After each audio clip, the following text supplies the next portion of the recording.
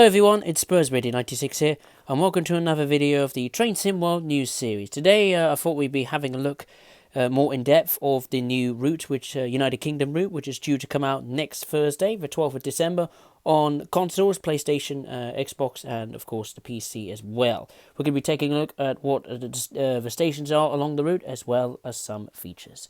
So we start off by visiting Eastbourne. This is the terminus of the route, of course, going from Brighton to Eastbourne. It serves roughly 3 million passengers a year, of course, securing its place as a major summer holiday destination in the United Kingdom.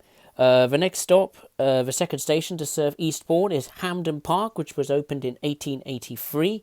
It serves the northern half of the coastal town, as well as the local park area, which is renowned for its beauty and also local attractions. After turning west, the line comes to the indecisive Polegate Station, described as such thanks to its construction history. It's opened in 1846. And in 1881 it was recited slightly to the east, and then in 1986 it was recited once again back to its original location. It's another railway used to branch off here, the Cuckoo Line. However, it was closed in the 1960s. A few miles along the line we come to Buick Station, I think is how you say it, serving only the local village. The station is much quieter than others. It has stood place since 1846. The platforms were extended to accommodate longer trains in 1890, and cottages were built nearby the station. All in all, it's a pretty perfect example of a rural countryside halt, and looks very nice indeed, I must say so myself.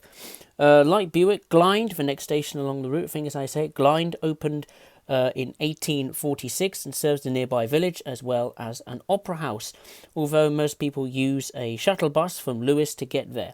The station is unstaffed, with the building being occupied by a paragliding school, a population recreation sport in the south coast of England. Wow, very interesting, that. Paragliding school. Wow, I need to visit that one day. Then just before we get to another station, there we have to talk about the Seaford branch, which joins, of course, the East Coastway route. It is typically served by 2 trains an hour, calling at Southeast, I think you say Southeast, New Haven Town, New Haven Harbour, Bishopstone and Seaford. The now disused main New Haven Marine Station was also down here, very famous ghost station, I believe, and the aggregate freight trains head down to the siding shortly before New Haven Town to be loaded as well. So I presume that's where the 66 could possibly be going. We'll have to wait and see. Of course, we drove to the next station, Lewes, which I pronounced incorrectly in the other video, so yeah, I now know how to say it, Lewes, and it's arguably the hub of the East Coastway. Arranged in a V shape and made up of 5 platforms and a large central forecourt, Lewes is where a large portion of the action happens. Of the roughly 2.5 million passengers that use the station between 2017 and 2018, over 450,000 interchanged there. That is a lot of numbers. This is a station I've been quite curious about. Falmer, serving 2 university campuses as well as the football stadium, of course, where Brighton and Hove Albion Football Club comes from. Falmouth Clocks is in one of the more popular intermediate stations. Cloxton is the more popular intermediate station on the East Coastway and marks the gradual turning of the railway due southwest towards Brighton. As you drive past in the afternoon, or in the day, whatever, keep an eye out. You might hear a football game in process. So in the picture you can't actually see the stadium, which is curious to me, because obviously FIFA, EA Sports, they have the stadium for Brighton and Hove Albion, and I was wondering if maybe Dovetail got in touch with Brighton and Hove Albion Football Club to ask if they could use their stadium as a license, utilise their stadium in the route. I'm not too sure, unless they just built the stadium and left it unbranded. We'll have to wait and see, but quite coy there of Dovetail to block the stadium. I think you can see on the top right hand corner, I think it's behind those trees there. The next station, which is actually brand new on the route, is called, I'll probably F this up, Malscombe, was opened in 1980 to serve the outer suburbs of Brighton and is situated nearby a university campus. It is not served by all services, but enough to see almost 400,000 people use it every year. It is characterised by its staggered platforms and simplistic 80s infrastructure. The next station we approach is London Road.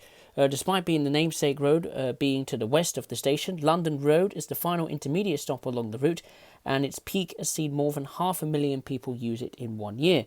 Only the Lewis and Seaford stopper trains call here, and since its opening in 1877, several parts of it have been demolished and refurbished.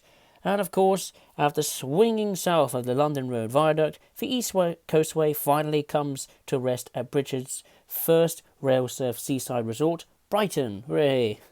With connections to the west and up to London and beyond, Brighton is a major terminal and home to Lovers Walk Depot, where many of the trains that serve the East Coastway are stored.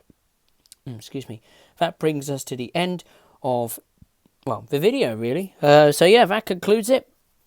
Speaking of conclusion, there's a lovely picture of the 377 passing the countryside. There's a tractor in the field as well. Just want to say thank you very much for watching. Hope you're looking forward to seeing, just playing the route.